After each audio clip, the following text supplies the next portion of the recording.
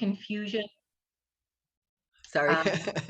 personally, is really strong, really helped me see how, I always kind of blamed myself for the confusion. It's my confusion.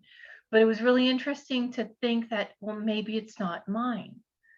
Maybe I can, take a look at it and not own it. Sorry. Yeah. And I think there's this, sort of like what he talks about is this, climate of half-truths. And then on many of the lectures, he talks about in duality, where, we are in this kind of illusion of having to choose between this side and that side, right? When he says really, like the half-truth is on both sides. And so you have to like separate out the distortion or the untruth from the truth on both sides of the duality to know the truth. So I want to just welcome everybody and see if I can find our lecture here in the as we screen share. But Hi, welcome, Jasmine. Jasmine. Yeah. Yeah. Hi, Jacob. Jacob. Hi, everyone. Hi, Jasmine. Hello, all. I don't see Jacob on my screen.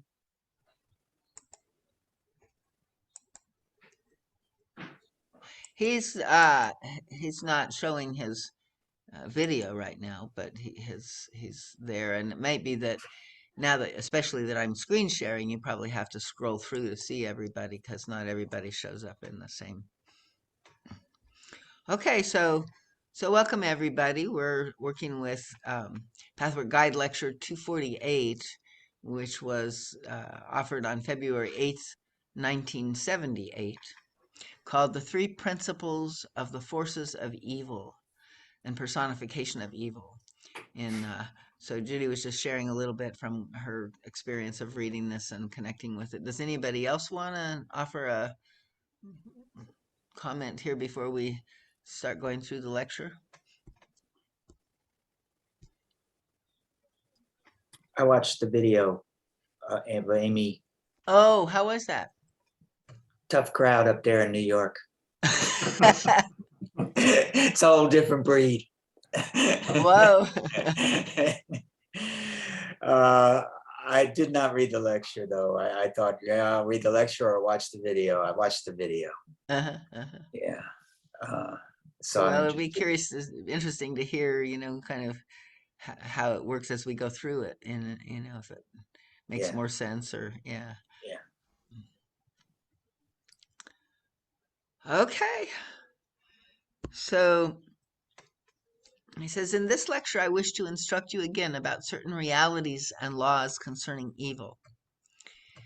And I'm remembering, Jasmine, that, these things are maybe a little scary for you. So let me know if, you need any translation or anything. The guide speaks of this in ways that, I find is really, really kind of useful, but it's somewhat, different in our culture these days. And he describes what, the reason for that, and why we don't cotton to this kind of way of talking about the difficulties, under this banner of evil.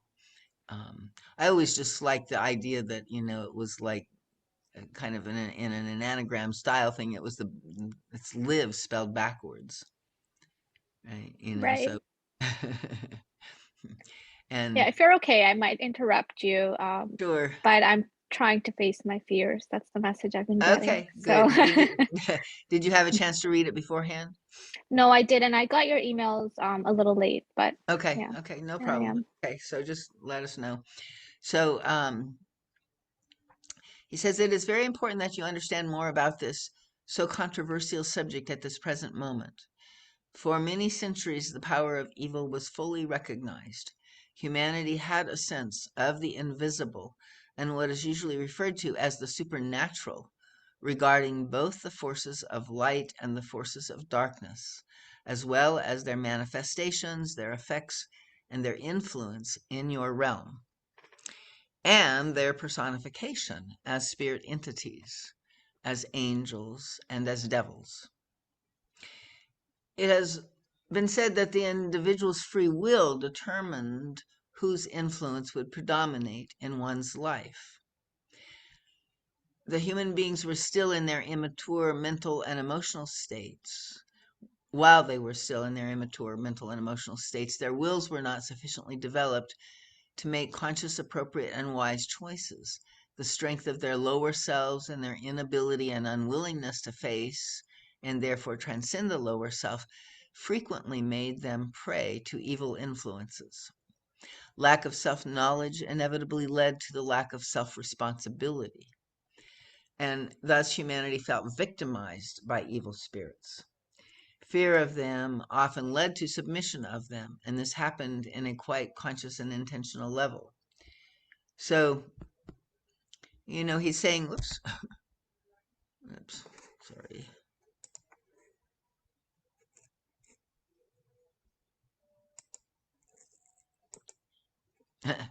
And how I lost that. Hopefully that doesn't happen. And can I scroll this? Okay. So he's saying, that there are these forces, right?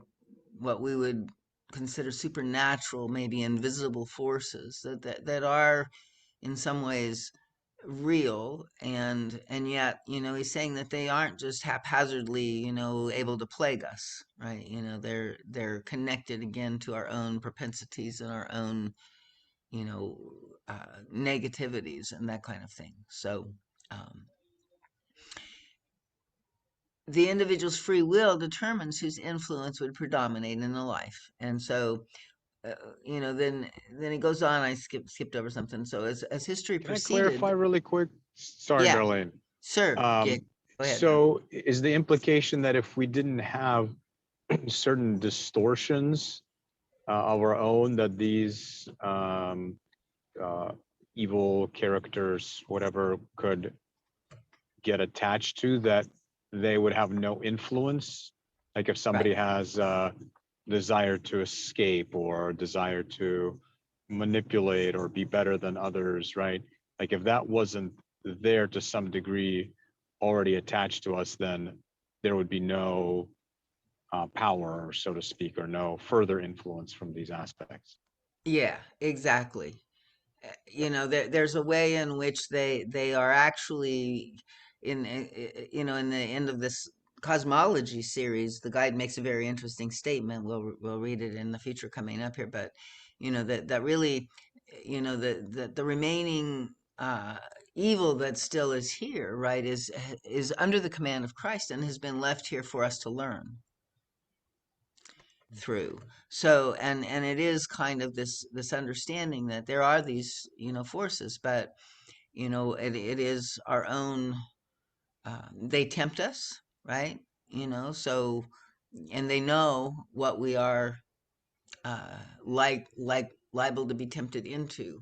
So I think even like our pain body states, in a way, I think can sometimes be a kind of temptation into defense or into reaction or into the old story, right? And these entities, kind of like he says, they might whisper the thought, or the belief, or the that sense of needing to defend ourselves into us, right? And if we're not really paying attention and we're not in awareness of our own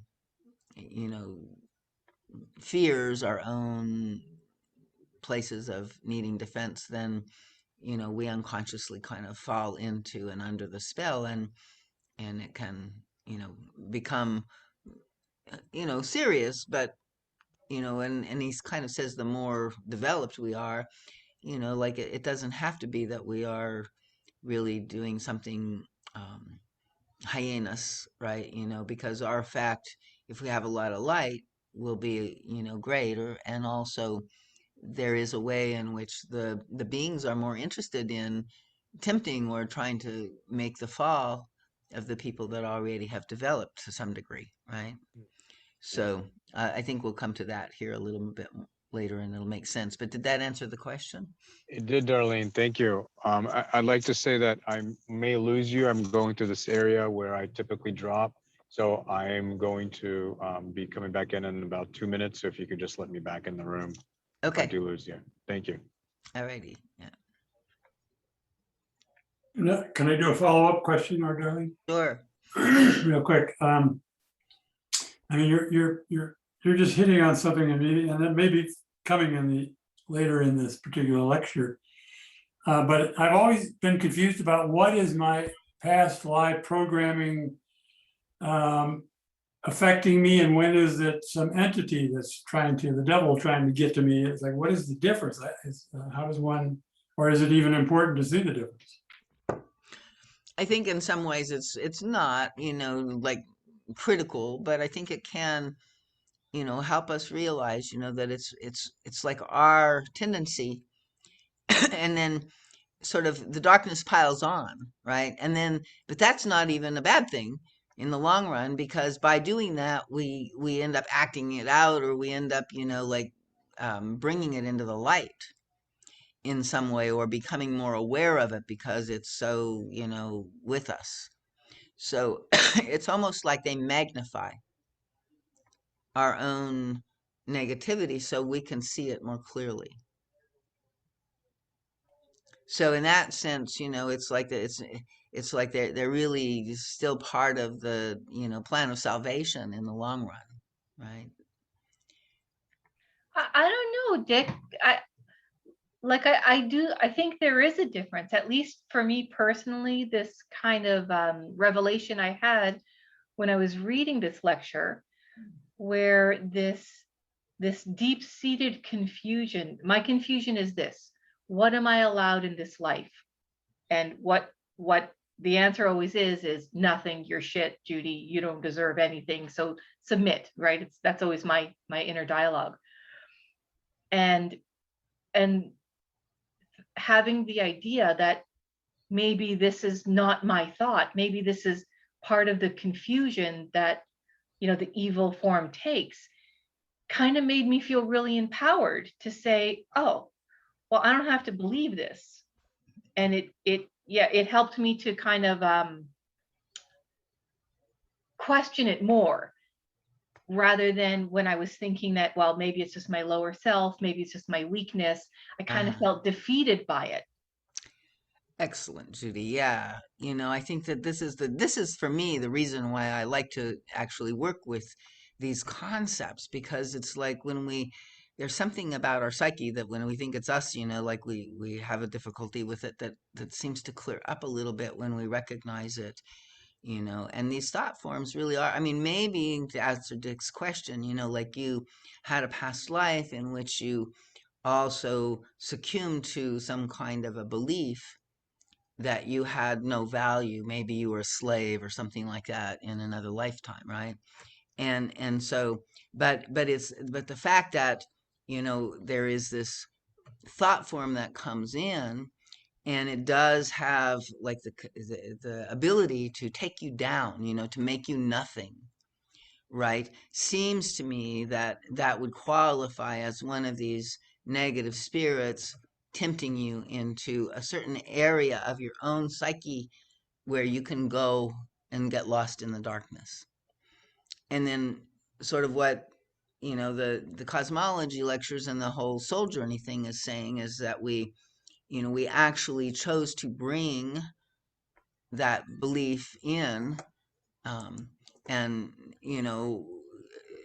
so that came in with you to get cleared, to be transformed. And so, the light is working with it, and also the darkness is trying to, it's our free will in the middle, right? And the light is saying you're it's this, and the darkness is saying no, you're not, and then we have to come to our own inner authority, which is what you were saying, that it helped you do it. So excellent. Did that help, Dick? Yeah, there's still some fogginess, but I'll let you go through the lecture and see if it clears up. Okay. I think in terms of like, how do we tell exactly, one from the other? I think you begin to tune in maybe a little energetically or something like that, or you begin to, like maybe even just recognize what your true self voice is, right? So that all other voices are really evil spirits tempting you in other ways. So it's in some ways how we slice the pie. and whether we want to look at it as, there's something extrinsic to ourself, or whether it's, also something that's part of us, right?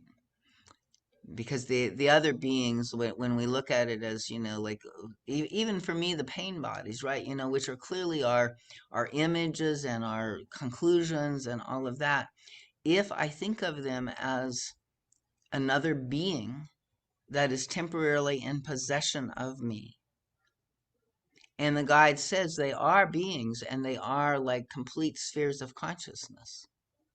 So even when it is, something within me, if I treat it, and this is what he's getting into in this lecture as well, like on the idea of personification of these things, it helps, and it's as real as any other way of looking at it to consider personification. I loved what he said, something about down there, like, well, what you are is a personification, right? So it says, in other words, we're dealing once again with duality. Either the self is responsible for the individual's fate, or the angels and devils are. And this may be part of where your question is coming from. I don't know. Humanity has matured sufficiently to be able to unite this duality. After a long period of concentrating on the self at the expense of invisible forces, the time has come when you can combine the two facets of reality and truly make them the one reality it is from our spirit world's vantage point. Although I have discussed the existence of these forces ever since my task with you began, for a considerable time we concentrated mostly on your own inner being with all its subtleties and all the various levels of consciousness and their interactions within you and around you. Occasionally I did return to the power of the invisible forces, but always in conjunction with your own determining voice. You have begun to understand that to the degree your lower self is conscious, thereby enabling you to choose not to act upon it and to pray for help to purify it, you are invulnerable to evil. To the degree you commit yourself to the will of the highest and dedicate your life to follow in Christ's footsteps, spirits cannot approach you. But it is not enough to voice such good intentions on the surface of your being. The decision must penetrate the most hidden levels of your personality if you are to become the shining light that repels dark spirits. So any questions there? I think he's really saying that, when we're conscious of our own lower self, right, that is, the best way that we can be invulnerable to these forces outside of ourselves. Because that's kind of where they know to tempt us or, challenge us or whatever. And then of course we all to some degree are aware, or we have good intentions to, work with those kinds of things, but it takes a while. He says that decision must penetrate the most hidden levels of our personality, right? So again, there's this choice that we need to make with our free will, and then we allow the prayer, the process of the divine, to inhabit us and make that transition. But we have to continually kind of commit and recommit, and try to remember as best we can, exercise our forces as best we can, knowing that our forces by themselves are not sufficient, right? It's not really up to us in that total way. So we have to rely on the beneficial forces of invisible spirit as well, the healing forces. So my beloved friends, the time has come for you to understand more profoundly how you are an electromagnetic field that always attracts what is commensurate with certain levels of your innermost being. So, I think we're all aware with this. He talks about this as well. We're creating our own reality, continually traversing our own soul substance, because what we're experiencing is, like being magnified to us through this field that is the combination of all of our fears and our higher self and our lower self and our thoughts and our, images and our, truths. And, so we're this mixed bag of experiences always. And again, that helps us kind of not do too much black and white polarizing, right? To just kind of sink deeper in and realize it's intricate. So he's saying we want to discuss these three principles of evil maybe to help our understanding. And he says it can prove immensely useful and will bring into clearer focus your view of life in general and of your own life in particular. The first of the three basic principles of evil is the most obvious to humanity.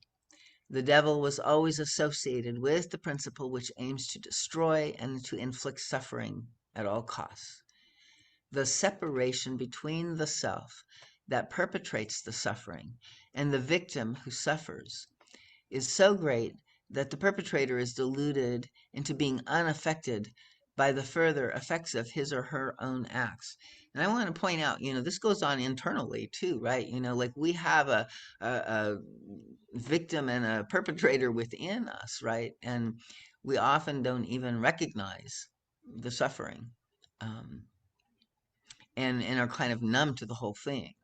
And then it also happens outside of us. So it is known that everything about Satan is earmarked by separation, not only from God, but also from others and from the self. This aspect of separation exists in the case of all three principles. The delusion of evil, in the case of this first principle, lies in the misperception that your brother's or sister's pain is not unavoidably also your own pain. Instead of recognizing this basic truth, a person, whether in human form or as a discarnate entity who is filled with evil, experiences excitement and pleasure when spreading destruction, suffering, and pain. Any questions, comments there? Well, it's kind of a dumb question, but why does evil take such great pleasure in suffering and pain? What's the kind of the mindset? So I think again, the guy talks about the negative intentionality and negative pleasure, and I think that there's some of that. If you imagine, I mean, in some spiritist understanding, right? These beings that are these evil influences, these discarnate negative entities, they are devolved, they are like maybe, what the guide is saying, how we were for years, before we got to the earth plane.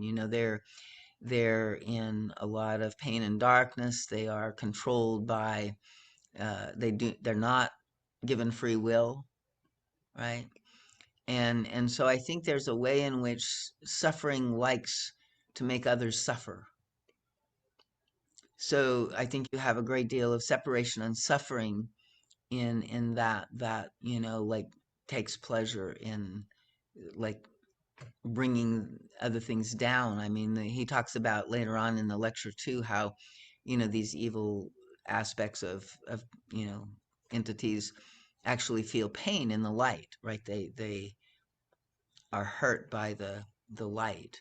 So there's a kind of intention and negative pleasure that comes from that. Does that help? Yeah, I could go on with this whole thing. It's somehow fascinating for me. It's a very deep and lots. I mean, that's why I'm kind of going slow, and maybe we're missing some really important pieces here. There's a lot. I mean, just this idea of separation, from God and self and others, right? And it's like he talks a little bit more about this, I think, later too, and it's in some of the other lectures how the separation creates the numbness and that kind of thing, and then the numbness creates the capacity and the pleasure for causing pain. So let's continue, and we may come back to this. So the second principle of evil is materialism.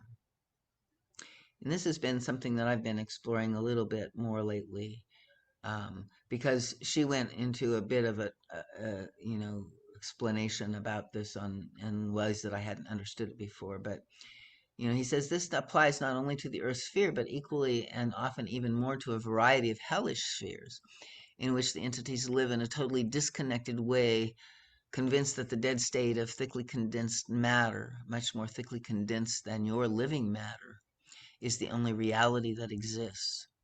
In such hellish spheres, the suffering is not the same as the suffering deriving from the first principle, which was often depicted by visionaries in your earthly sphere, right? So we have the pictures of these hell realms by Dante and other people. So, and he says that that's mostly the first principle, right? He says the second principle is less often understood and sensed. I'll give one illustration. Imagine a life in which nature is totally absent. Nothing is alive. All is condensed matter. Nothing has flavor. By the same token, the entity's inner nature is equally inaccessible. Everywhere there is only deadness, mechanicalness, and alienation from all that is pulsating life within and without. In some ways, I think some people would describe their depressions to some degree like this, but this is an extreme, I think. There is no birth, no death, yet the unchanging existence here is not the eternal life that is truly heavenly. This manifestation is the distortion of eternity. It is hopelessness itself, as if no change were ever possible. And he speaks a lot of this, that the lower self and the manifestations of the lower self are temporary. And we hook them into place and keep them, regenerating them in some way because we, are afraid that they're here forever, right? And so, if we can remember and trust that they're, in change, in transformation always, then that helps us deal with their manifestations. So, let's see, where was I?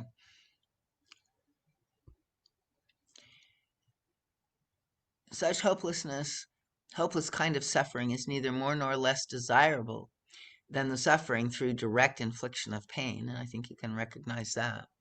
It is simply a suffering of a different kind, corresponding to a different principle of evil. And so I think a lot of suffering that we have on the planet, today is, sort of this dead end, frustration, with, the way that life unfolded, or we've withdrawn to just watch television, or we've, disconnected in different ways. And so that this kind of senselessness, purposelessness, right? And I think that goes back to the materialism, right? We don't see what's here before us and what life is about and the gift that it is, right? And we only see the board feet of timber, and we don't see the living tree, right? And we don't certainly understand the spirit that's alive and the beauty, and that goes by us. We can't take that in. That's a light. The light of beauty is a light that we can't bear or tolerate. I can remember when I was quite severely depressed as an adolescent, having that sense of, the light, made me more miserable, and I just wanted to stay in the darkness, right? And the beauty of the planet, even though, I missed it and I was aware that I was dead to it, and there was a deep grief in that, it's like, it was almost too, it was like it couldn't penetrate through, so, and so these states, that he's describing, they're in the hell realms, in the, beyond the earth, but they're also in the hell realms of the earth, right? And each of those hell realms we can enter into, here now. So it should be easy to see that until fairly recently in your history, your earth sphere manifested the first principle of evil in a much stronger way. In the last 100 years or so, the influence of the second principle has taken over. With the disappearance of the superstitions, the connection with the subliminal levels of reality has also disappeared, and the lifeline to pulsating reality and re-enlivening was broken. So sort of the mystical reality, was sort of poo-pooed, and everything became rational and, mechanical and materialistic. And it's interesting this where he says, like earlier on in our history, we manifested the first principle of evil. I ran across an article today when I was reading about all of the incredibly terrible ways that people would torture and kill each other, back many, many years ago. And we maybe still do some of that, but it's like there is a different sensibility, right? And so I think there is this other kind of alienation that is our deeper, hell of this kind of time period. So he says the result was an alienated reality in which humanity prided itself on its advanced state. Advanced because the emphasis on matter actually did result in technical progress, but also advanced because human beings became the only reality unto themselves. This had its positive and negative ramifications. The positive manifestation brought people back to taking responsibility for themselves, and therefore led them to search within themselves to an ever-increasing degree for the causes of their fate. It is not coincidental that at this point the human psyche became a matter of scientific study, with psychology as a helpful tool in this endeavor. The negative manifestation was that life was produced which is not totally different from the second sphere of evil I described. These two principles have been known by spiritually aware people, since every principle and every aspect of spiritual reality can, and frequently does, also manifest as an entity. Two different kinds of devils were also recognized by these visionaries. They even have different names. The guide doesn't go into them here, but each one held its own kingdom and ruled its own world, with many spirits of lesser power serving it. The hierarchy that is recognized in divine spheres also exists in satanic spheres.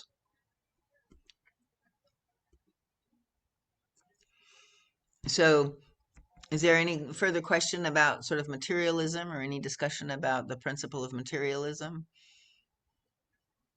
I mean, I'm even seeing like somehow, as COVID, and this was one of the things that this woman was saying that, is kind of connected with COVID, is this kind of lack of understanding of the spiritual realms and the sort of materialistic response and the materialistic limitations and the, sort of ultimately we, like the guide says in this lecture, the whole purpose of these negative forces is to separate us from God. And so, in some ways, COVID may bring some of us closer or whatever, but in general, I think that, the culture, it's like just mirroring and reflecting sort of this materialism that is rampant, and the ineffectiveness of it, right? Materialism is not sufficient unto itself. We can't, solve the problem at that level. So I really like that conversation about materialism and the description of it. I know many people who are not interested in anything unless it's measurable. Don't talk to me unless it's not true, unless I could, measure the tools, buy it for it. And you can see how many people stopped going to church. Like, it's so interesting, right, to look at the history of humanity through this lens. yeah. Yeah, and even, like our everyday little faiths, right? Like with Seven Oaks, right? Now, like, well, do we try to take on a materialistic approach and become a good business and, get the center rented and financially secured, right? Or is there something greater that maybe has to just kind of fall apart and die, and something new comes out of the ashes or something, and like, or in all kinds of ways. I think we can explore this in our own lives, even where it's kind of like versus faith, right? Where are you still attached to, the pride, self-will, and fear, because I know for myself, like I really don't like physical deprivation, so my materialism, I'm a typical Western person, I don't want to go without heat and air conditioning and, all of the comforts of modern life, right? And maybe we're going there, who knows, right? But it's a kind of, to the degree that I stake my security and my, faith in those things, then I'm not as resilient. I'm not as powerful and profound. I've diminished myself in these ways.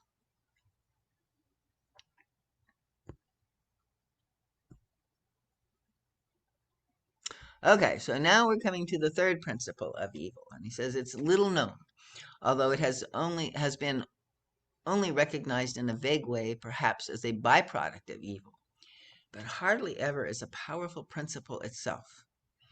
It is as effective as the other two principles, and like them also has its own personification, hierarchy, and realm.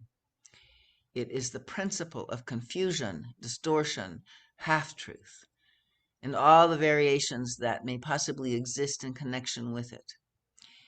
And I love this list here. It includes using truth where it does not belong or is not applicable. So we can even be in truth, but be, part of this confusion, right? Because it's really, we're citing something that's not relevant in the moment. So that the truth subtly turns into a lie without being easily traced, because it sounds so true, right? And as such, because it is presented under the guise of divine truth, it seems unassailable. I don't know if anybody has an exact example of that they can think of, but I think I might. I think this was my kind of personal revelation, where my major image in life is this this offering that my mother gave to me when I was little, and I was getting, terrorized by my father. She would say to me, give a flower to God and try to forgive him, for his craziness. Give a flower to God. God wants you to forgive. And so I took that and totally changed it. Well, it was changed, whether I did it or not, I don't know, into this idea that good girls do this. Good girls, forgive people. And God wants me to do it. And if so, I would do it, but I would hate it because it always felt so terrible, because I was always in submission to everybody, right? I just kind of generalized the whole thing, but I could never find the clarity in it, because it is good to forgive people, right? Yeah. Good. Yeah, good example. Catholic Church is loaded with those kind of examples. And I, when I read this the first time, I remember, my God, this is Donald Trump and the Republican Party. I mean, it describes it perfectly. I mean, it's incredible how it's presented here. So, beautiful. And there's a lot of it on the left as well, in a similar vein. Oh, right? No, it can't be on the left. It's got Don't believe him. I hear you. No, but it is, yeah, there's just this, it is the sign of our time. So I would say, maybe when he was delivering this lecture, that the materialism was becoming dominant, right? But now I think the one that's really dominant is this one, right? And then he talks about a little bit how this one really leads to the other two. I mean, they all kind of interface with each other, but you can see how the danger now is in this climate of these half-truths and stuff, that we go to war materialistically, that we, like are fighting over what's left of the remnants of the earth, that we're, taking on this cruelty and vengeance, and who gives a shit about my neighbor and anybody else, it's all for me, right? So the capacity for evil to get its toehold in here is serious right now, I think. And hopefully there's enough good people in the world that it will not prevail. I think it already is, here. And we, we're at a very crucial time, I think. So prayer, the guide says in the early lecture on prayer, to pray for these dark beings, for the lost ones, pray for your enemies, right? So there is, I think, something about right now that we are in this spiritual battle, And maybe, he talks about it happening inside of us. This is the outer that he's describing in the beginning. But, it's both. And I think, where we can meet it in ourselves, we can also, do our best to try to recognize and navigate all of that out there and try to align and stay true to, again, a more spiritualized understanding of things so that we don't get caught up in it, right? It's so easy to get caught up in it all. Which is also then feeding the evil side. As soon as you react to it, you're back in the same game. Yeah. So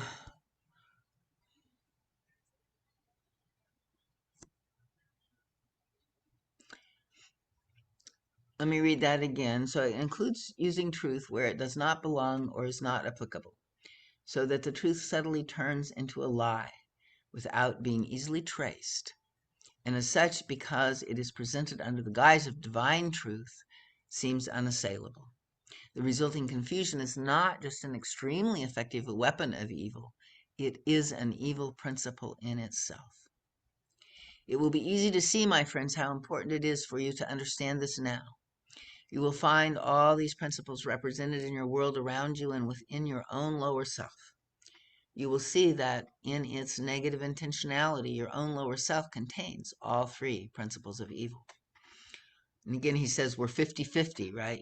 So we're not all lower self, but we have it. And only when you become clearly aware of this can you recognize when devilish forces and spirits want to destroy you and inflict pain on you by enticing you to inflict pain on others and or yourself. They also want to convince you of the illusion that you are separated and isolated, that neither God nor any life exists beyond the life of your present body. And finally, they want to drive you crazy with confusion, dualistic splits, false either-ors, half-truths, and subtle distortions that you cannot sort out. To recognize all this is of tremendous value for you. You cannot deal with an enemy whose existence you ignore and whose weapons you cannot recognize. The time has come when you can clearly see how the corresponding type of distortion in the unpurified areas of your soul becomes an inevitably compelling field of attraction to powerful forces of evil that you can only neutralize and render harmless by your own determination to remain true to God. So like the more that we kind of like align with the light and aim for the light, in some ways, the more also that we, these powerful forces will try to derail us, right? It says you can use the light of Christ to help you work within yourself and purify yourself so that this field of attraction within you can be transformed into a different magnet, attracting different forces. Doesn't that just contradict what you said, darling? Which part? Well, the last part, I mean, you said as you go into the light, the forces tend to be more attracted to you. Oh, yeah. And then it says here, if a different magnetic field is being attracted as you work with the light, purify. Right. So he's saying you can use the light of Christ to help you, in this. And then I think what, I get what you're saying, but it's sort of like the first part seems to me that, the forces are going to, be attracted. And then as we become conscious, then we can begin to work with it. And then with the help of Christ, we transform them, and then they do attract different forces. So I think there's just a time frame, but I think it is like we attract the forces to our darkness. I mean, the darkness is sort of what magnetizes them to us, but also our light intensifies their activity. Like as we gain power, they're going to intensify their attempts to try to take us away from that light in different ways. And so it's like it works again to deepen our own intentionality and purification, as that happens. But I think I've heard of this, like, for instance, like, spiritual leaders, right? They've evolved to some degree, but then maybe they're not fully evolved. And so, there is the temptation maybe of, making, having sex with one of their students or something like that, right? And so the kind of principle that we have to hold the higher we evolve, it's like the consequences of the fall is greater because we have more responsibility. We're, and there's like a way that we are still being tested, until we've fully arrived at that kind of place of total transformation. And maybe the different magnet attracting different forces doesn't have to be everything in us, but certainly, like what I've experienced in terms of my own self-transformation, right? It does. It's like whatever that was is no longer there and attracting the pain and the suffering and the hell realms that used to be there. Now, occasionally I will notice that, something will come by and kind of tempt me to go back into that place. But by now I've, I know it pretty well, or I begin to feel the effects of it and I recognize it and say, oh, I think I must have taken a wrong turn there. Let me go back and make a different choice. All right. So I don't know if that helps clarify or not, but Well, can I throw one more ringer yeah, in yeah, there? The way I'm interpreting or reinterpreting what you're saying is the light grows higher.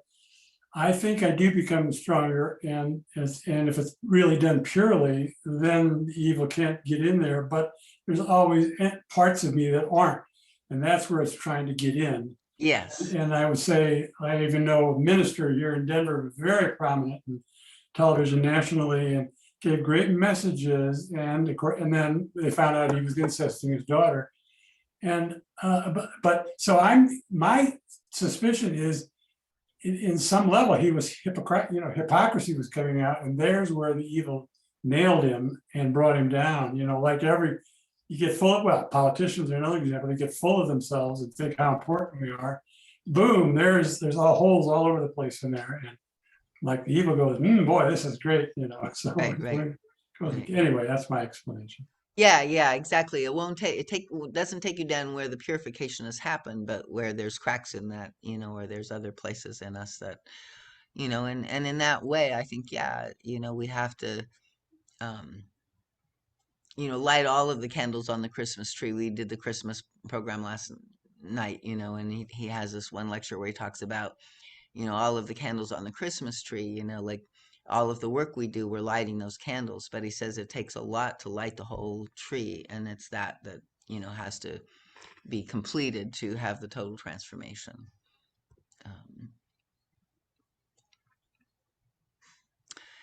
So it must also be understood that these principles always coexist, but one may be stronger in manifestation at certain periods of history or during certain phases of an individual's life.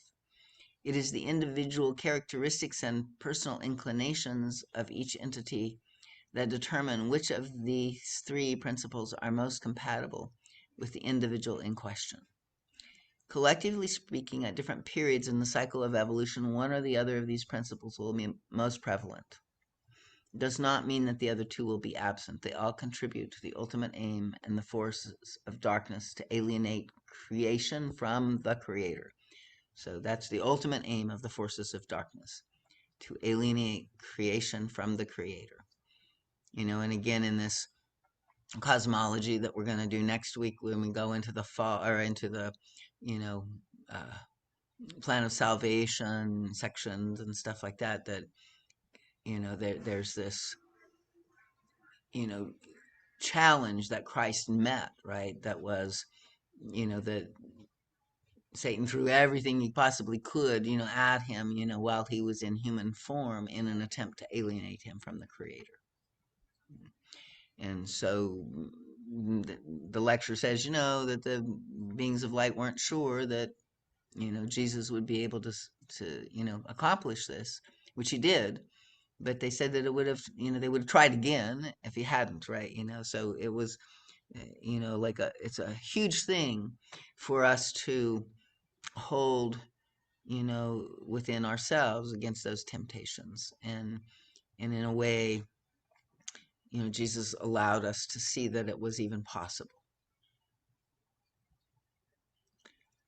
So he says, here's an example of how the three principles interact: confusion and distortion of reality, making a truth out of a lie and a lie out of the truth, create a numbness toward the cosmic eternal aliveness that can be felt deep in the soul of any individual when there is truth and clarity.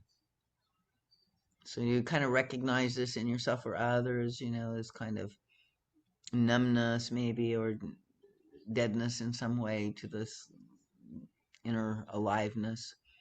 And it's coming out of all of this confusion and half-truths, right?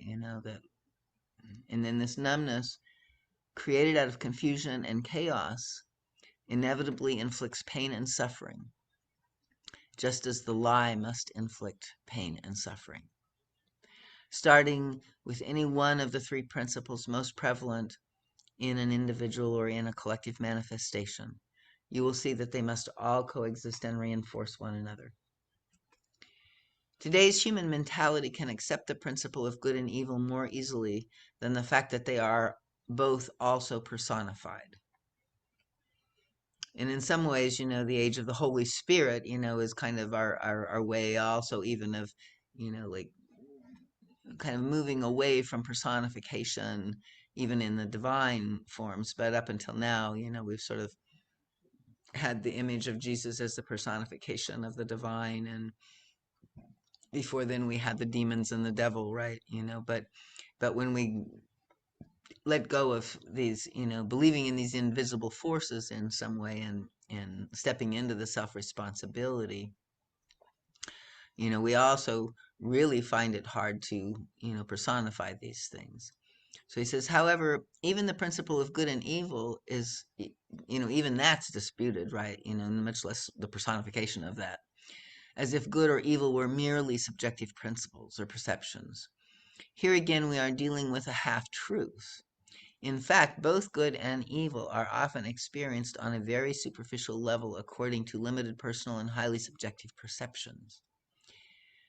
This is a question that I often have because, you see something and some people react like it's like really a terrible thing, and, you may not react. And it's like, this is where my half-truth and confusion lives, it's like, well, is it that I'm insensitive to this issue, or are they overreacting to this issue? It's like, so when the issues are seen on a deeper level of consciousness, what was first believed to be good can often be seen as questionable and possibly as a mask of something evil. By the same token, what appears bad on the surface might turn out to be a very good experience or manifestation. So it is quite true that good and evil should be both viewed with caution and discernment and examined in as much depth as possible. However, it's a grave mistake to assume that because of this fact, good and evil do not exist in a very real way. The denial of good and evil as absolute, in spite of the relative perceptions humans have of them, leads to nihilism, hopelessness, and the void, as if that were the ultimate reality. For quite a while, it was considered very fashionable and intelligent to postulate this nihilism. It obviously expresses the same separation from deeper and cosmic realities as the second principle of materialism.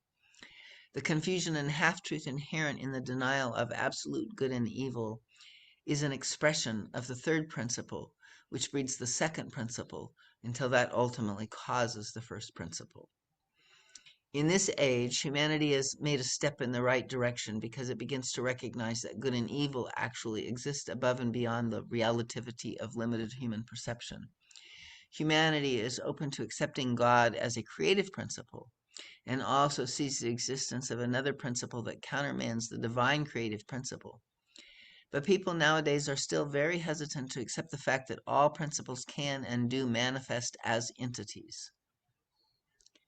It is as though you still hesitate hesitated to let yourself be called childish and primitive by people who believe themselves to be wiser and more knowledgeable when they ridicule other manifestations of reality. So tune into that, like how do you feel when you think of personifying the principles of evil? Does it seem like it's kind of superstitious and ridiculous, and childish or something, to believe in that? Does that question come up for you, or is everybody here kind of beyond that concern? Comes up for me I hear a lot of people within the Pathwork community who like to take these lectures as allegory. They don't want to take it as a fundamental fact. It's kind of Allegory can point to a like a fundamental double fact, but I think standard you mean, going. I was just saying allegory does point to fundamental fact. I mean, allegory isn't not fact, but you're saying something else here. That people don't want to make the cosmology part of the Pathwork teaching. Oh, I see.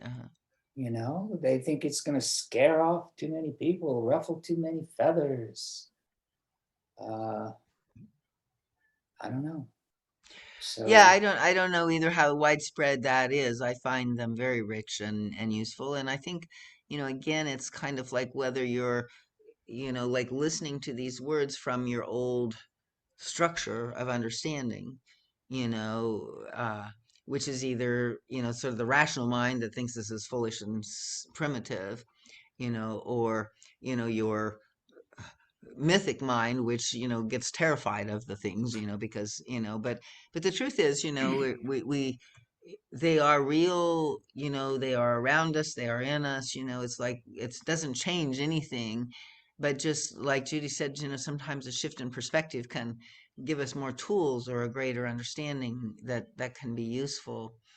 And to understand sort of the personification of these things, I think, to me, in some ways, getting rid of personification made everything seem separate. Like somehow, as a human being, I can relate to something like even the trees outside, right? Like if I think of them as personified beings, then I can say, hello, good day, nice to meet you, I love you, you're beautiful. I can have a relationship with them. If I do not give them presence and personification in some way, then it's like they're just forces that have no, relevance or capacity to be affected or, to relate to in some way. So I think in that simple sense, I can remember, sort of getting depressed as a child when I got into school and learned all about the reasons that that the sun was just a big furnace burning, right? And wasn't this like life-giving source of the whole planet, like there's again these half-truths in materialism, right?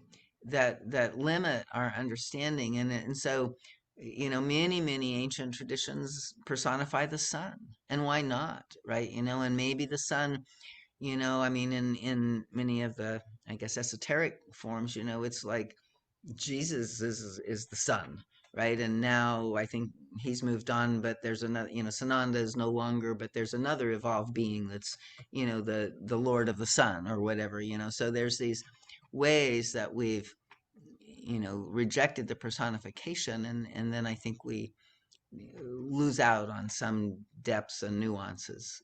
So,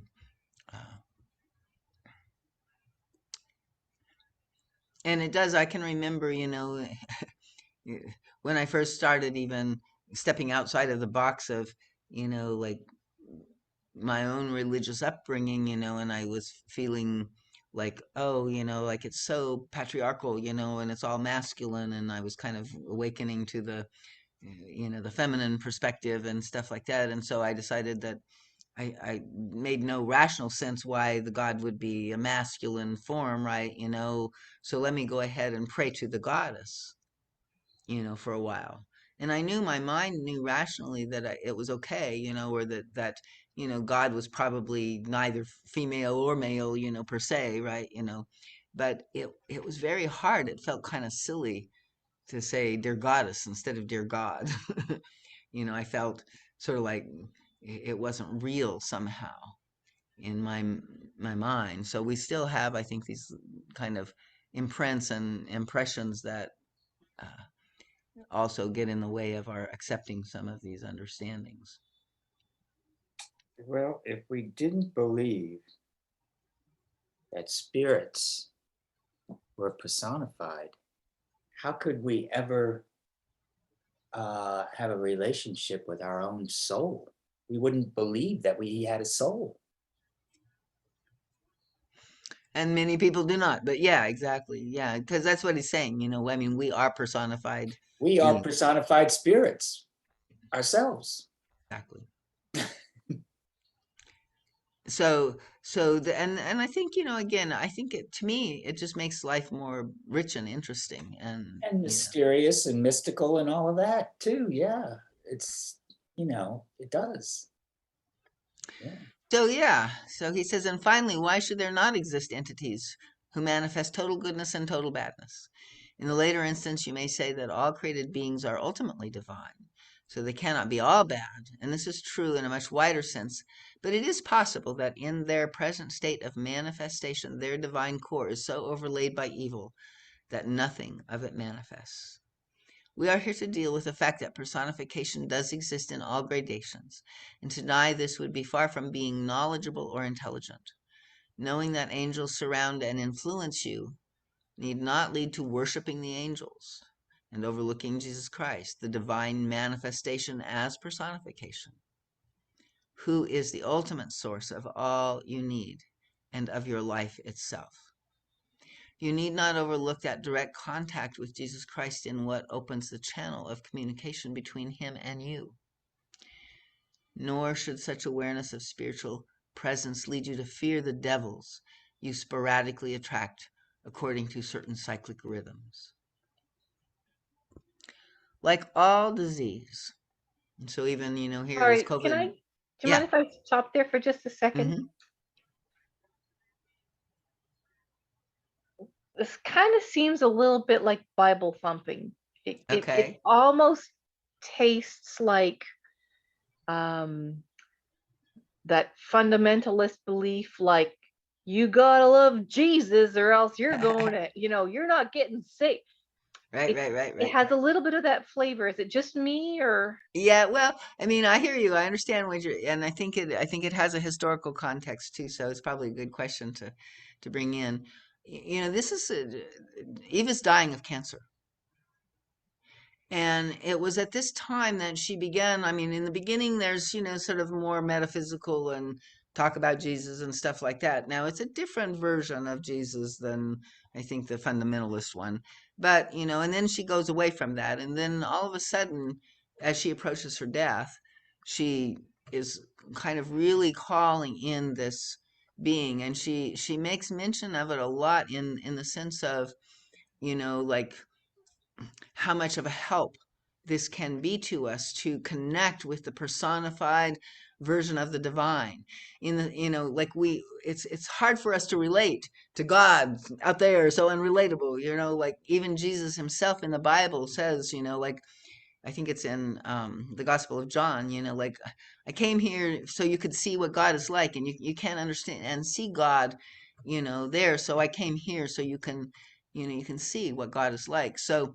And then I think there is this way that many people, and I think everybody is unique, some people have devotional channels and others more, I don't know, different, ways of approaching the divine. In yoga you have all of these different yogas, bhakti and karma, and all of this. So not everybody maybe needs something, but there's something very beautiful to have this relationship with Jesus, and that also is kind of what the church keeps you know, promoting and pounding on, you know. So it's similar, but I think there are subtle differences. Maybe not. Maybe those people really get this at a way that we don't so much. I have this relationship with Jesus. Absolutely. He has saved me over and over. But I know many really good people who haven't, who don't, don't have this relationship with Jesus. And I can't, this is always what bugged me about church, and why I never found a church that I liked, is because it was always like, well, there's only one way there. And if you don't come our way, you're not getting there. And this is kind of the flavor that I'm feeling. It could be just my perception of it, though. So I'm just, I'm trying to see where it's kind of exclusive. I think it's invitational, right? This is a possibility, and something that could be good to have, but I don't think he's saying it's required or the only way. So I don't know if you can see, maybe read back through that again and see if you can find maybe where the thread of that sense is that you're picking up.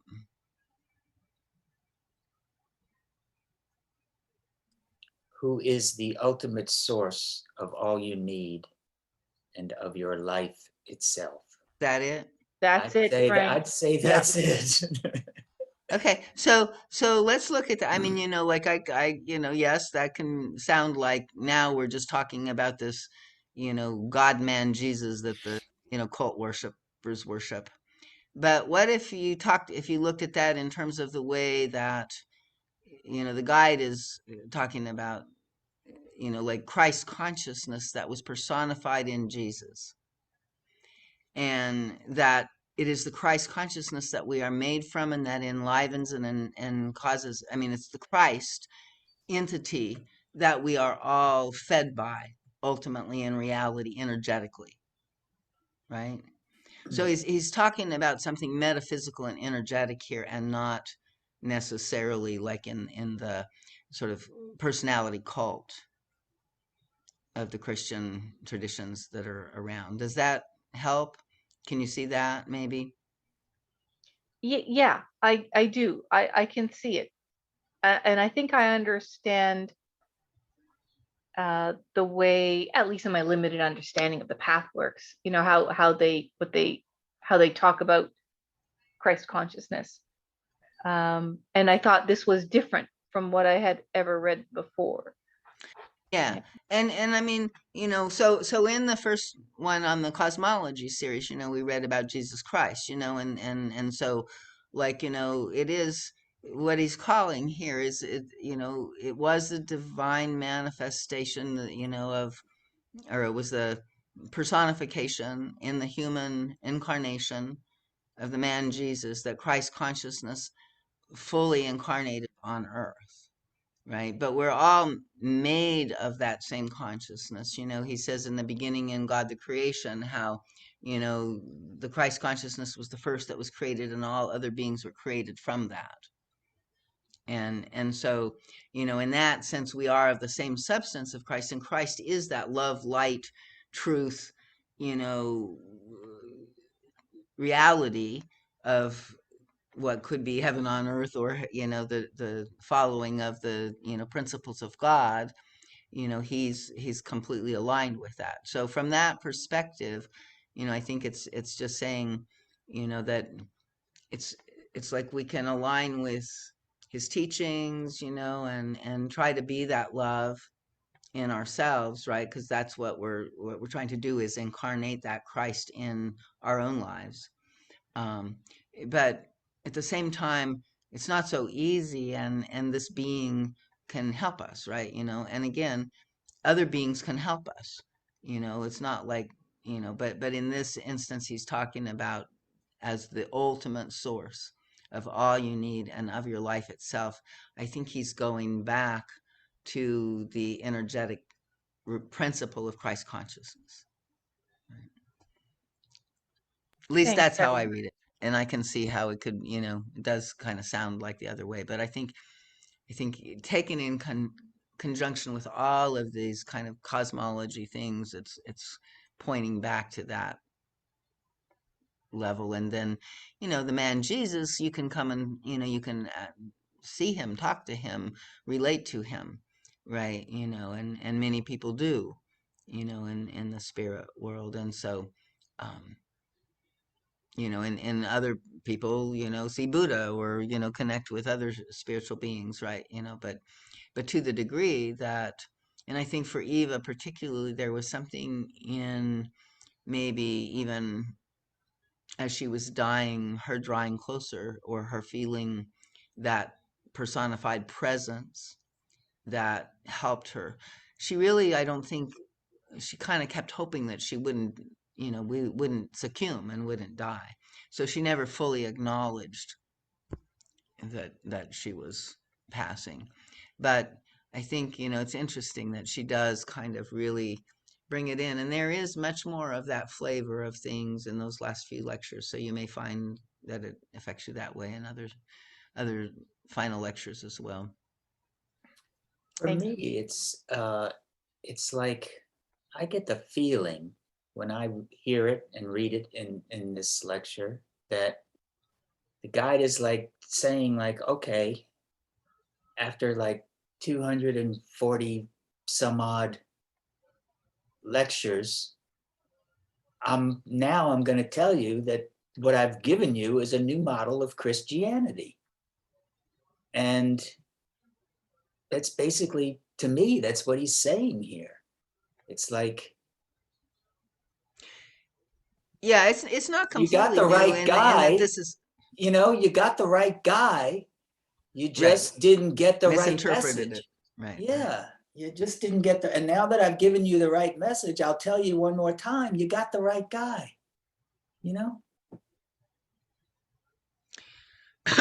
And I think there is also, sort of a,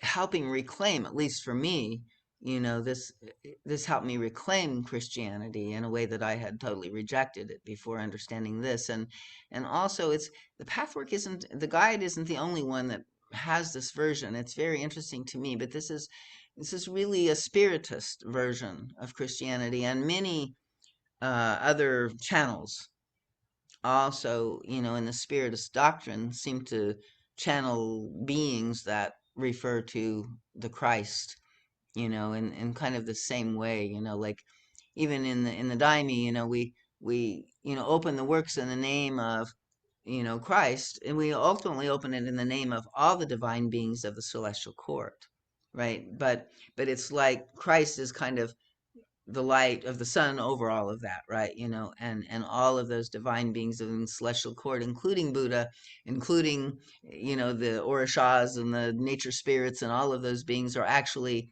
under the command of Christ, because he is that one, divine principle of the light of, God in creation.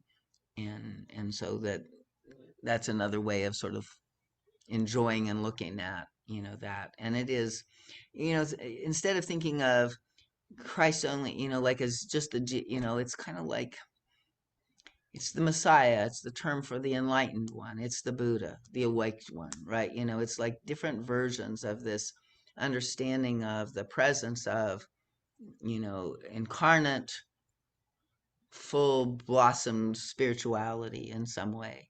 And Jesus seems to have been, sort of the most, advanced also in time, right? The mission and that kind of thing that, and many people since have embodied. I think even Padre Pio, or there's some other people that have, bilocated and done miracles like Christ, and, like have the stigmata and all of that kind of thing, right? So there's also, I think, the presence of sort of his his ability to break the spell of materialism, right? The loaves and the fishes. I mean, here we are cutting up the earth and trying to figure out how we can manage to share the water and, the land and all of that, the resources, the food, and he gives us the parable of the loaves and the fishes, right? Like, so what is he saying in that? If we somehow have to kind of recognize maybe that there's always enough to share. And if we trust that, miracles can happen. And that's the challenge to the fundamental materialism I think that we're trapped in right now. So I don't know if we got off on another level of that, but thanks for the question.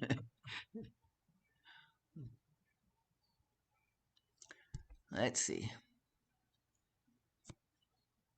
So I guess we're going back into the dark parts, like all disease. And, I think I was going to say, like, Corona also, can, it's like it's sort of here implied devils, near you are a cause and effect and medicine. Their proximity and their effect on you is caused by your own purified, limited, and undeveloped consciousness. Your unpurified consciousness has the effect of drawing devils near to you who confuse you with lies so that you no longer know what is truth and what is untruth. Your confusion induced by them can be used by you as a medicine if you so choose.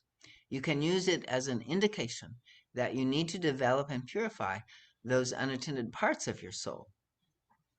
Instead of fearing, so where we're in conflict, where we're in disharmony, the guide's always saying, follow, look to your disharmonies, So what Julie was about, your belief, your image, right, and the pain that caused you and the suffering, right, so this is how, those things become medicine, as, the suffering takes us to look deeper and to find another understanding. And so instead of fearing the devils or denying their existence so you can overcome your fear, you need to recognize their voices and learn to distinguish where these voices come from.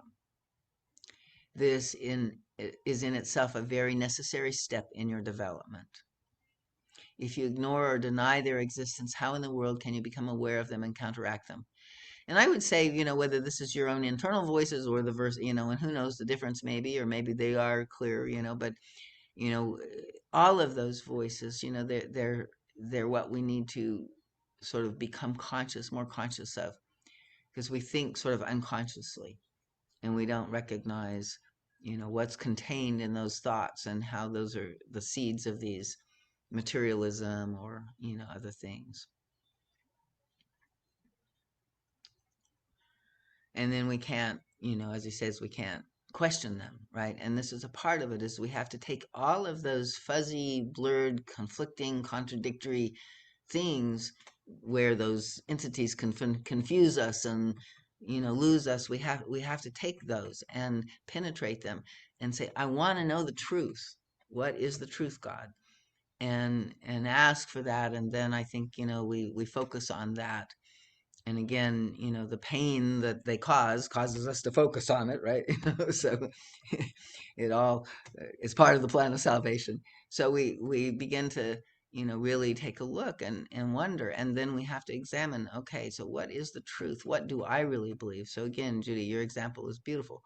Like recognizing that could be a voice of temptation instead of some ultimate truth, almost immediately set you free, because you recognize that it really didn't feel like the truth, right? It was just the spell that was over you from the impression or the imprint and the fear, the demon of fear that had you in its grips, because if you somehow stepped outside of that, you would be bad.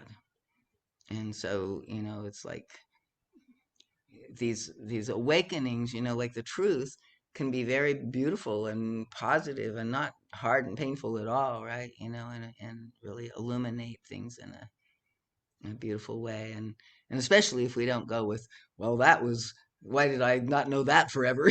And beat up on ourselves. Just celebrate. No, I know, hooray. It's not the truth. Yeah, that truth is like is the devil killer, right? Yep, the truth. And what's interesting about that is in this world that we live in, the truth is so distorted. Yeah, well, and that's what he's saying is that there's a lot of, there's a spiritual battle with a lot of demons and negative beings whispering confusion and half truths and lies, and and all of that, it's in the world everywhere, and people are succumbing to it. Yeah, I know. I like to think that I have a pretty good truth barometer, and it just really disturbs me when I see people just completely not getting the truth, not hearing the truth, not having a barometer even for the truth. Just And I watched this movie the other night. It's a perfect example. It's a parody, of course, okay? But it's called Don't Look Up. It's about this comet that's coming, and they've determined that this comet is absolutely going to hit the Earth. It's going to be an extinction event. The comet is almost 10 miles in diameter, and there's 6 months before the comet comes. And half the people are like, oh my God, we need to do something. And the other half of the people are like, I don't believe it's going to happen.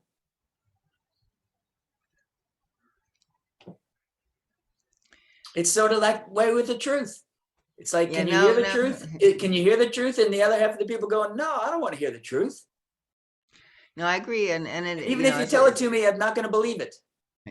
it's a good thing. But I want to take you another step further, Frank, because I think that, like from where we are, we see very clearly the truths and the confusions on the level below our level of consciousness.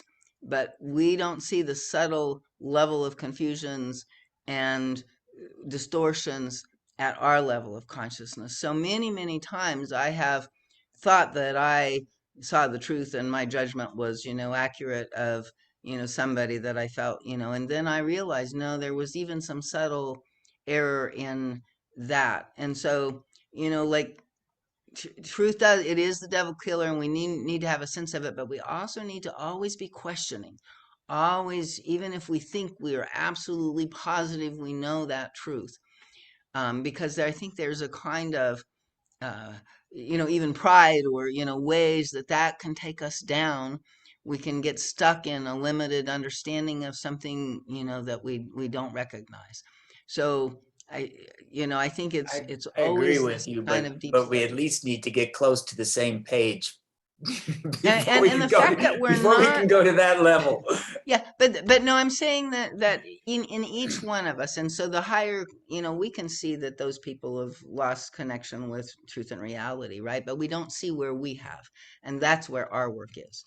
And Right. it is always, like even where we are casting dispersions or feeling fear about those people, we must be in untruth somehow. Ah, okay. Yeah. Well, Right? or That's when not in Christ fear. consciousness. You are not looking at those people through the lens of Christ consciousness, right? You are Oh, looking through the lens of your own limited, demons or whatever. true. So they're even though you see that their demons are not, they're following demons of untruth, we often don't realize sort of the subtler ways that we're doing something as well, similar to that, only maybe a different angle from it. But True.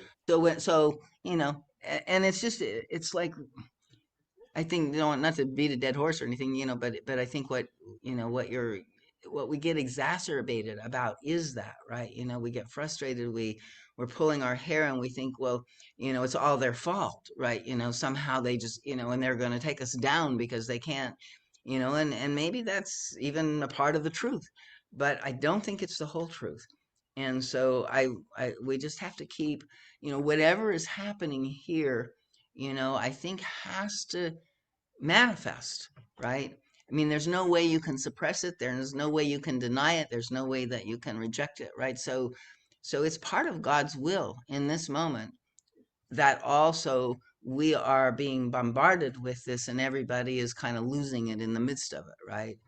It's an outpicturing, of something that's been going on much more subtly for thousands and thousands of years. And now it's all kind of like in our face, and the movies in our face. And like, so, it's that kind of, okay, now what do we do with this? And if we just take a side and polarize some more, I don't think that's what's trying to happen.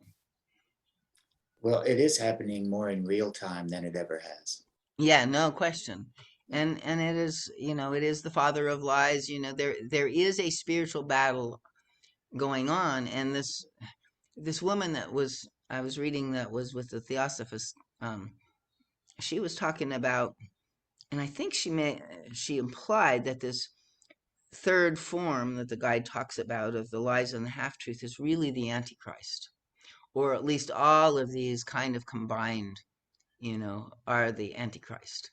And so, this is the time where we have to choose and purify for sure. And we don't know, what the final outcome can be. I mean, I think, in the cosmology lectures, the guide says the battle's already won, right? Yeah. So that gives me some hope and faith, that somehow, this is being outpictured for us to catch up with the truth, for us to understand and realize in our being what the truth is.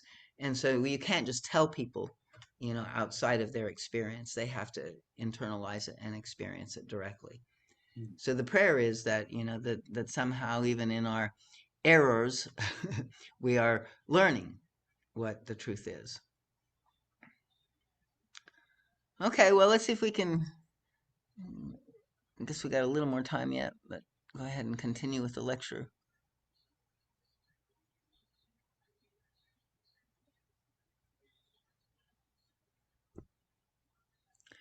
So, let's see, I lost my space again. So he says, instead of fearing the devils or denying their existence so you can overcome your fear, you need to recognize their voices and learn to distinguish where these voices come from. This is in itself a very necessary step in your development. If you ignore or deny their existence, how in the world can you become aware of them and counteract them? If you do not know at times that they surround you, and this is where, most people are lost, but there's conspiracy theories on all sides of things. How do we know that truth, right? It's happening in real time right now, and I'm as confused as anybody else, I'm afraid. If you do not consider that lies may be whispered into your thinking apparatus, you will not use your capacity to question and doubt the thoughts that filter through you. So even our thoughts that, we have the truth and nobody else does, or whatever, right? We can question.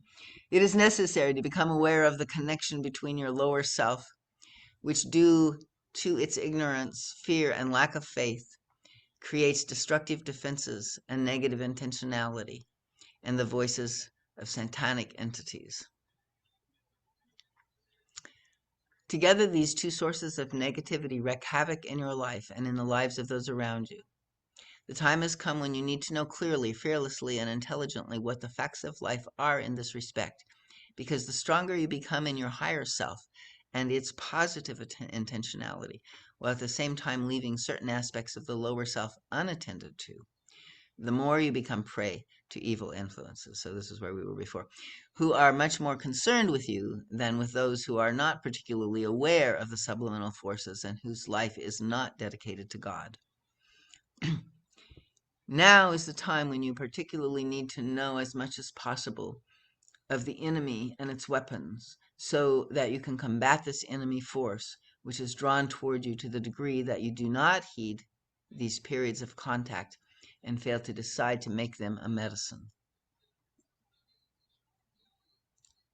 So again, when we have these periods of contact with these negativities within us, outside of us, influencing us, whatever, it's like that's when we need to try to pay attention and wake up to them and see if we can turn them into medicine. And most of the time they kind of numb us and hypnotize us, and we don't even recognize that there's something going on there. So it's like where we have these disharmonies, where we have these kind of dynamics or repeated negativities or just inner moods, it's like they're often clues to some of that we could look at.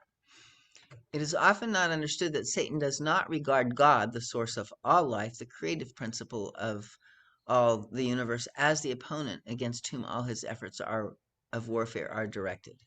Satan, the ultimate personification of all evil, containing all three principles personified as entities, recognizes God as creator and bends to his will and his laws, he cannot help doing so. It was God's will for evil to have its sphere of activity and influence, for only in this way can evil be truly overcome within the soul of all fallen spirits, all entities who have chosen thoughts and actions that plunge them into darkness. It is to ensure this ultimate overcoming of evil that very exacting laws and rules exist, preventing Satan from acting outside these laws. Definite limits are being set always according to the will and choice of the individuals in question. I think I have made it quite clear how the interaction between an individual's lower self and evil spirits follows certain very definite laws. When one makes the effort to question one's own thoughts and to claim one's determination to follow the way of truth and light, the power of the spirits of lying instantly wanes.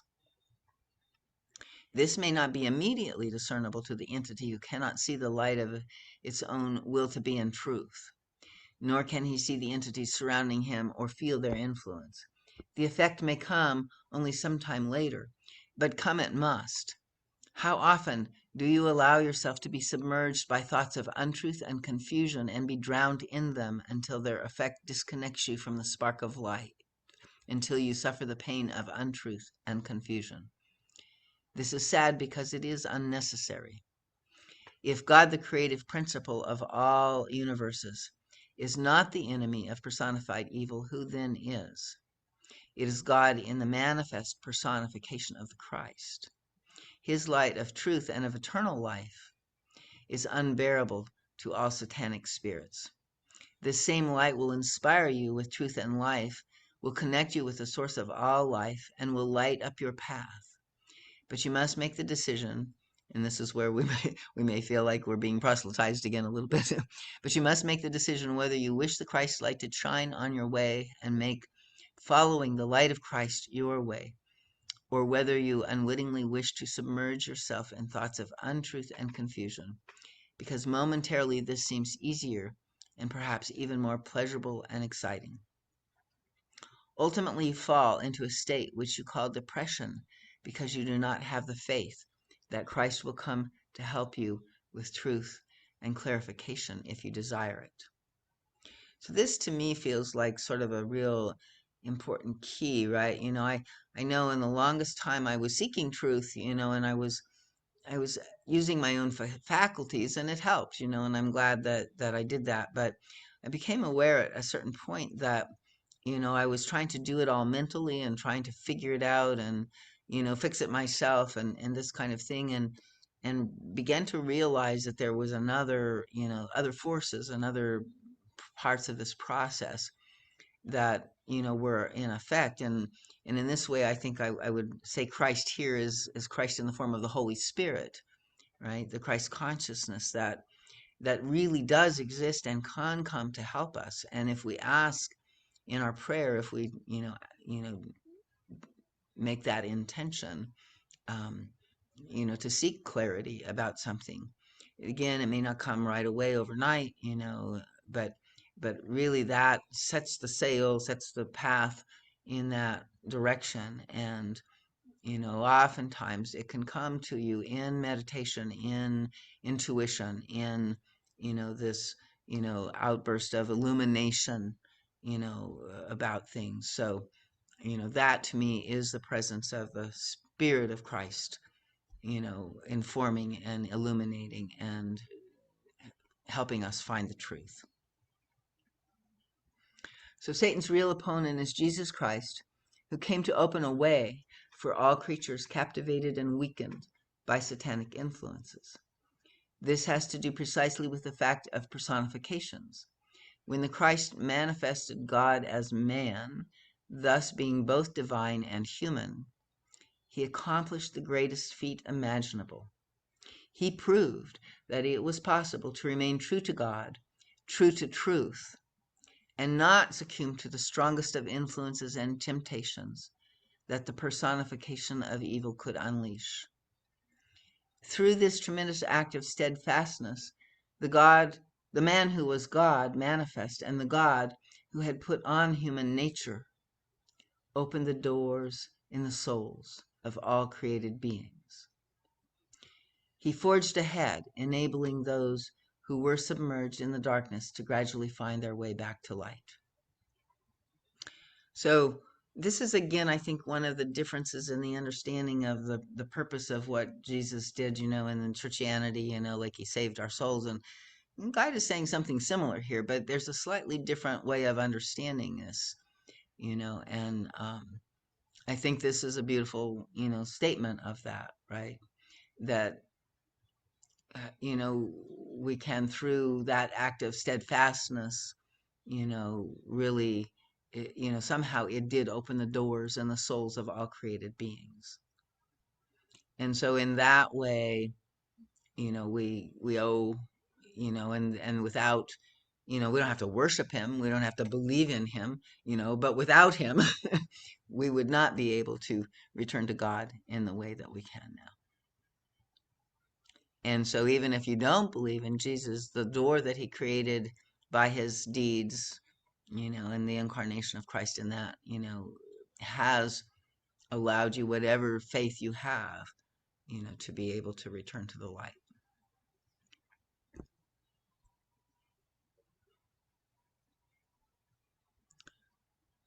So Jesus Christ has saved every single entity who ever was created, and every particle of consciousness and energy that ever manifested and ever will manifest as personality. Since he came to earth, the great light is always available for the building of a tunnel to the world of light. So, and that reminds me of sort of this Advent idea, and this understanding, even that word, the advent of the light, with the birth of Christ on earth, was a coming thing, and the guide talks about, annually, and even in greater cycles, the influx of light comes into this realm to help us. And so there's this kind of involvement, of this incarnation of the light always coming to earth from us. It's always incarnating, and it was planted here and is always in everything. It's in nature. It's already here. So it's arriving. It's always arriving for us. It's coming to earth for us, and it's always and already present and within everything that is around.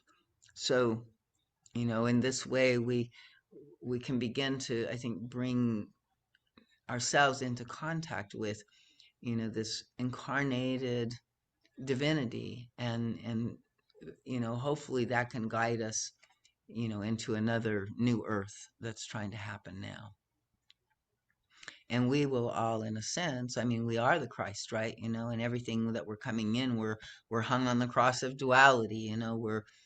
We're being asked to stay true to God. The same journey he made, maybe a little less intense, but we're all doing the same thing, and we're bearing the cross of our demons, of our pain bodies, right, and of our inner conflict, in order to unify that in the heart that was taught by that presence of basically the entity of divinity on the planet completely and fully. But as a human being. So I don't know, does anybody want to comment on none of that? We're about, I think, winding up towards the end, getting there. Got a little more to go. Well, not this is a pretty philosophical question, but I'm still trying to grasp why Jesus had to come down as man and God. What is it that he saved that would not have happened had he not come down? It sounds really basic, but I think in the next one that we do next time, that lecture really does address that, right? Like, and in that one he says, like it wasn't exactly that he saved everybody, but it goes into this, agreement, this plan of salvation where, the demon, the devil, the Lucifer, Satan, said, okay, because what the guide says is up until Jesus was incarnate, the souls that died, even though they produced, light-filled spheres and were developing in consciousness and began to access more of their divine light, Yeah, they Buddha were, being an example.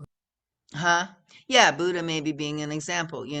According to this cosmology, those beings, when they passed, over, they could not return to God because Satan did not grant free will. And so the whole allegory of this next one that we'll be talking about, is this understanding that there was this agreement, like Jesus, went to Lucifer and said, look, there's souls that are ready to move on, what'll it take for you to let them go? and Lucifer said, well, you have to, come down here, send one of the high beings from the light realm down here and let me, give him everything that I can, give to him of, torment and temptation. And if he stays true to God, then I will agree to have a battle in the spiritual realm, in which if you win, I will agree that God's justice is just. Because that was the whole original thing of the fall. And the only way that Jesus could actually bring everybody back to God, even Satan himself, was to be able to get Satan to agree to terms to have a fair battle, in which if the forces of the light won, Lucifer would not rebel again, but would agree to surrender to the higher principle. So, this is also getting into, like Christ as his arch enemy or whatever. And I think there's a lot more in that than even the guide has talked about in some ways. But yeah, we'll go into that more, Dick, on the next one, because it's all in, I think, the plan of salvation, or the next one of the ones we were planning on reading, this whole battle with Lucifer. I'm good with that.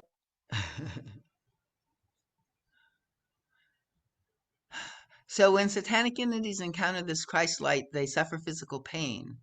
We saw that in No Solar, those that watched that with me. All divine attributes are contained in this light, but the light of truth stings evil spirits. The light of love is unbearably oppressive to them. And you may remember, like when you're feeling depressed or negative, like you run from love and light, and the light of positive aggression is fearsome and terrifying. Only God manifest can become visible and perceivable to other personifications. So like we couldn't see God until, Jesus incarnated. And then God's other aspect, the unmanifest divine principle, can only be indirectly experienced by personalized energy consciousness units. So the great light of the cosmic Christ reaches a soul in the darkness, at first through pain. To some degree, all of you on this wonderful path have occasionally experienced this, to a much lesser degree, of course, than the dark spirits. You have come in touch with a reaction which at first seems inexplicable, where you retract from happiness, fulfillment, pleasure, and love. You close up your centers of receptivity against God's abundance. First, this puzzles you, but later you learn to see and observe this reaction in you, just as you learn to observe any other irrational and destructive reaction. Often this seems to make so little sense that you become discouraged when you see this reaction in you again and again. You meditate, you visualize yourself being receptive to happiness, love, and fulfillment, and yet still this automatic reaction continues. It is not clear to you yet that the hidden part of your lower self that resists exposure and transformation is unable to allow the personality to stand the light. So prayer is not enough, neither is goodwill and meditation, visualization and logic. None of them will make you really accessible to the light as long as there exists a hidden agenda in your soul. In that area, you react similarly to demonic entities who hide from the light of Christ, which contains all happiness, eternal fulfillment, and life itself. Your hidden agenda makes you react with pain to Christ's light. In this area, you become connected to the forces of darkness, and you are a target for them. When you observe your own similar reactions of contraction, restlessness, and anxiety, when great pleasure and fulfillment come to you, you can then connect with the principle I'm trying to convey here. So most of you recognize something like that where, like everything you want is maybe right there, or, some great thing is happening, but you can't really fully take it in. You can't fully receive it. You can't, you'll do something maybe unconsciously to make it different or destroy it. And you will understand very well what I mean when I discuss the demonic spirit's flight from Christ's light. What exists in microcosm within the soul also exists in macrocosm. Every inner drama is a reflection of an outer drama, and vice versa. Every battle within the human soul between the forces of light and darkness, between the higher self and the lower self, is also waged on a universal level, enacted by many entities at different stages of development. So in some ways, our whole collective humanity, right, is just one human personification of humanity with all subparts and different parts of themselves, right? So every personality goes through this battle within himself or herself. Every personality experiences it occasionally in his or her surroundings. And last but not least, every personality will become involved in larger issues that also represent the universal battle between good and evil. The individual's role in this battle, on whatever level it takes place, so that's our relationship to the outer difficulties right now, our relationship to our own personal demons and dramas, all of that very much depends on his or her conscious, deliberate choice of where he or she wants to be. When issues are tinged by personal emotions, desires, or interests that belong to the realm of darkness, and these personal emotions are not recognized as fogging the vision, then one truly becomes a target for one or all of the three principles of evil. Cruelty will be hidden under the guise of expressing your feelings. And I swear we've had these meetings in in the path work, right? And we want to express our feelings, but there's some cruelty comes out, while maligning and distortion will become the tools of cruelty and the intent to hurt. Disconnection from deeper reality will blind you to the true meaning of events. We get completely lost in the details of the he said, she said, or what's right and, who did what. Confusion will be rampant so that truth will be used for lying and lies will be called the truth. The forces of evil have been allowed to find entrance through your lower self, which you have not dealt with sufficiently. My dearest friends, do not allow yourself to become enmeshed in this battle. Do not unwittingly lend yourself as tools for the aims of the Prince of Darkness. Use your goodwill to see the truth. See both the truth of your hidden lower self motives and the truth of your higher self goodwill. And give up the line of least resistance with its negative pleasure, which makes you persist in a destructive course, bringing clouds of pain and darkness to you and those around you. The key is really quite simple. It is so tempting to follow negative thoughts and come to believe them. It furthers a lower self-fixation to indulge in the negative pleasure of negative thoughts, suspicions, blames, and accusations, which may or may not be true. So whenever we're in that place, of that, to just recognize, oh, there I am, in a temptation, in a place where I could be tempted into kind of staying identified with this indulgence. So raise the pertinent question. The first would be, what is the truth here? I want to know the real truth.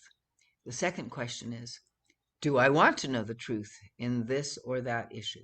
So I think what he's saying here is first we just want to align with, yes, we want the truth. And then, and what is the truth in this particular issue that I'm confused in or lost in or stuck in, suffering in?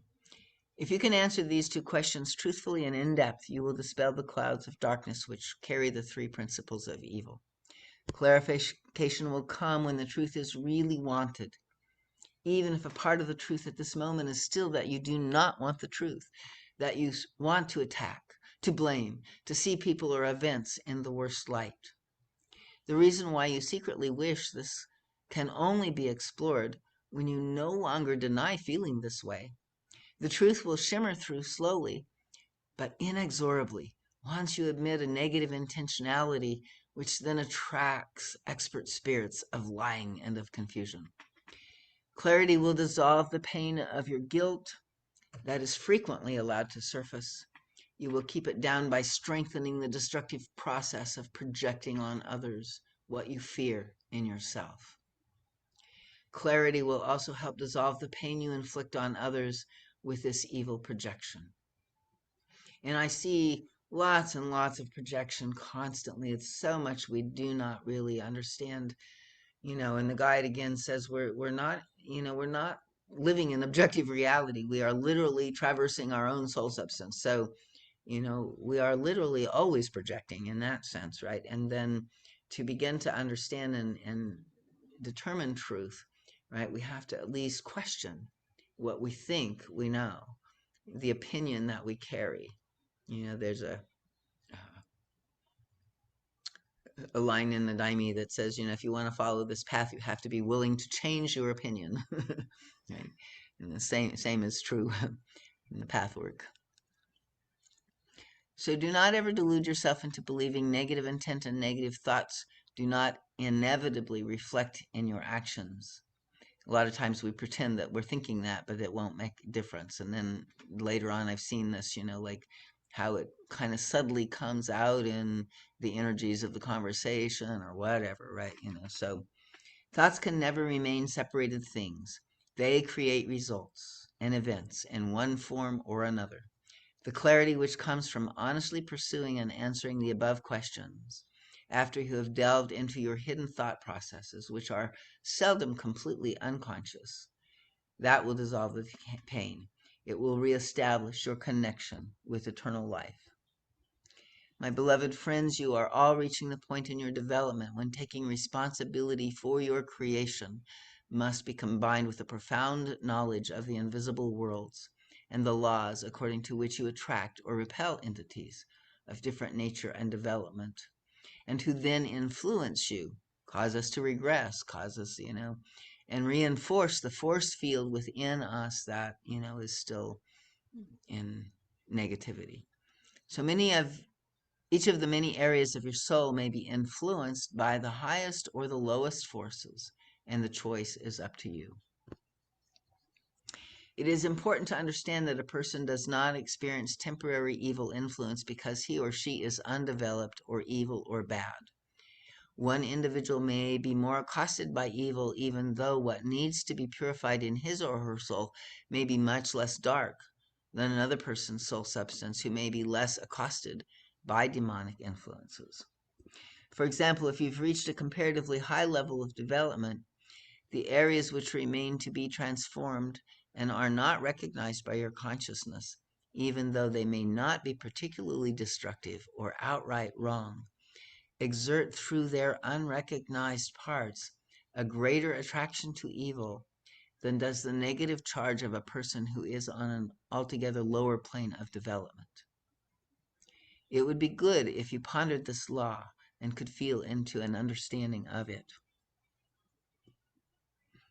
So we're coming to the closing. Any comments on that last part? Anything else? How are you doing?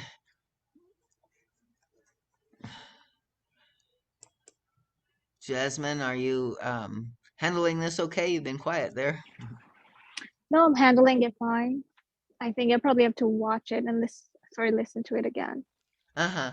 This is so deep, all of us could study it for quite some time and continue to, unpack it. Yeah, And I think that's yeah, what I do.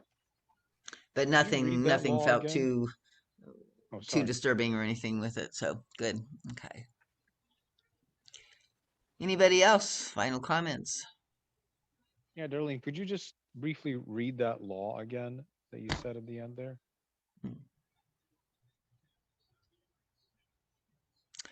let's see if I can, let's see.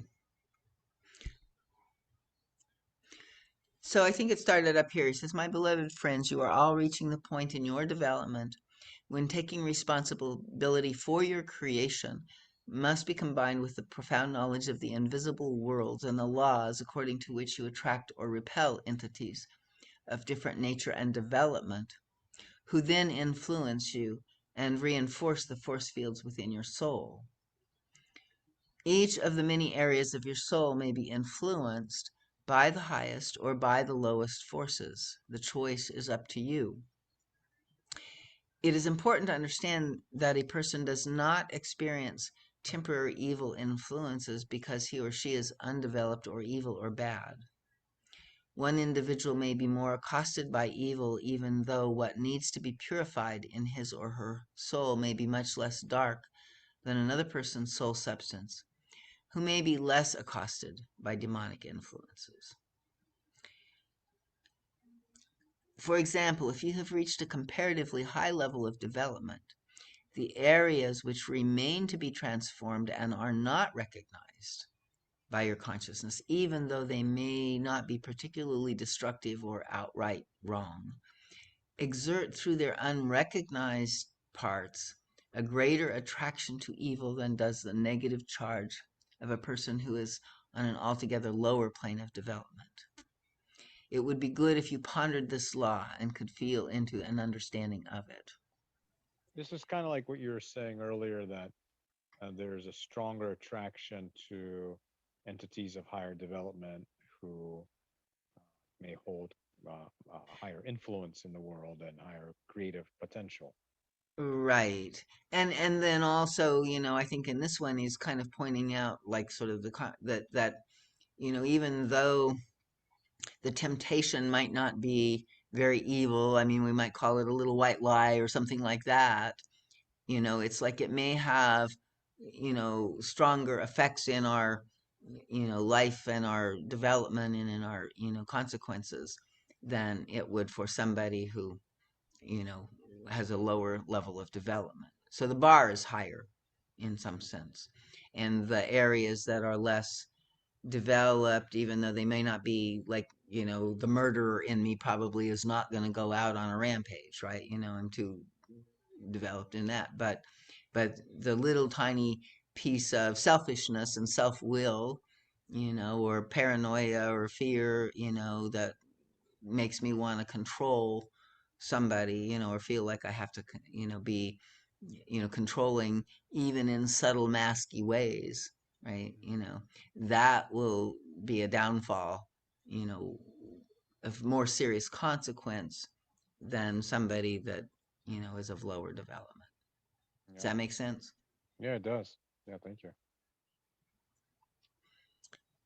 Okay. Yeah, thank you for your time tonight. Appreciate it. Yeah. I mean, there's a lot of stuff, and I don't know. I don't think I have all the answers with it, but hopefully this can keep. And as we do go further into these cosmology lectures, it's just really fun and useful, I think, to kind of work with these concepts. And they are, it's not that their allegories are not true. It's like they hold a truth in a multidimensional level beyond how we can really follow exactly. So it's kind of, to me, it seems like a deeper dive and a more rich thing than just kind of the rational level of statements. So hopefully as we continue, we'll keep working with this and see how it works in our own lives.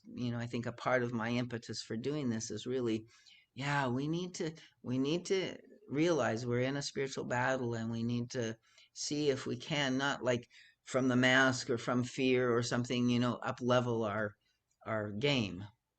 But I think it's like the universe is calling for the beings of light to, continue to examine and up level. And so to do this work as part of our, participation in this battle, for the light. So with this, my dearest friends, I give all of you the blessings of truth and love. The light I bring is always the light of Christ. He has said he is the truth, and he is the way, and he is life. In his light, you will find the way to truth in the smallest and largest issues, in personal and impersonal issues. This way leads to the love of the Creator, who has given eternal life. Eternal life can be found only in truth. The way to the truth leads through the mazes of the dark areas in your own soul, through encountering the temptation to remain in them and savor their passing gratification, through the deliberate overcoming of this temptation. The great Christ light is the overpowering love of the Creator, of creation, of all that is. Be blessed. Choose this way. So I like that, here now Christ, the Christ consciousness, the Christ light is the overpowering love of the Creator. And it is present and embedded in all of creation. And if we could feel this love, I think then we would be able to have, a much more peaceful and blessed way of being in the world. And basically incarnate again that Christ fully here on this earth, which is the promise of the second coming in the hearts of all people, which is what Jesus called us to. He didn't say, worship me. He said, follow me. And it's not a small thing to do, right? So, and it wasn't like, well, just pretend that you're doing it the right way.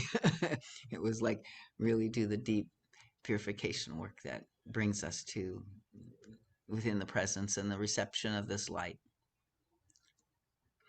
So be blessed. Choose this way. Okay, everybody. Thank you. Thank you, Thank you, Darlene.